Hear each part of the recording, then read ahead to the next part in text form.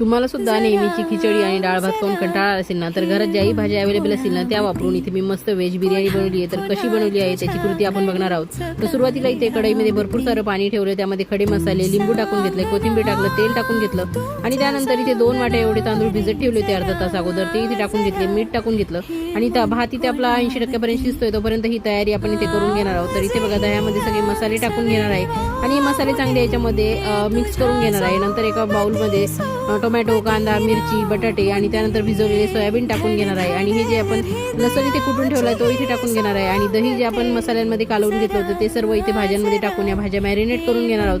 तर व्यवस्थित या भाज्या मॅरिनेट केल्यावर यामध्ये कोथिंबीर टाकणार आहे, एक पळी तेल सुद्धा टाकून घेणार आहे. तर इथे आता बघा आपला तांदूळ छान शिजलेला आहे. तर चाळणीमध्ये काढून घेतला आणि ते जिरे टाकून घेतले फोडणीमध्ये. त्यानंतर सर्व मॅरिनेट केलेल्या भाज्या इथे टाकून घेतल्या. भाज्या चांगल्या 2 ते 3 मिनिटं परतून घ्यायच्या आहेत आणि या भाज्या आपल्याला थोड्या 80% शिजवायच्या आहेत. त्यावर कसुरी मेथी आणि मीठ टाकून घेतले. भातात सुद्धा मीठ टाकले, तर बेतानेच मीठ आपल्याला इथे टाकायचंय.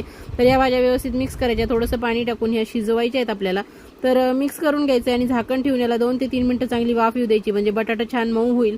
तर अशा पद्धतीने आपल्या भाज्या इथे शिजलेत की नाही चेक करून घ्यायचं आणि त्यानंतर इथे भाताचा लेअर लावायचा आहे.